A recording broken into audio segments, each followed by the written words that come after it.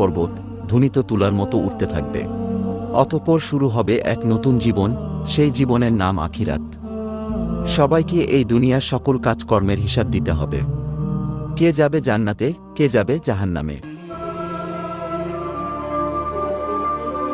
মহান আল্লাহ রাব্বুল আলামিন সবাইকে পুনরায় জীবিত করে হাশরের ময়দানে দাঁড় করাবেন।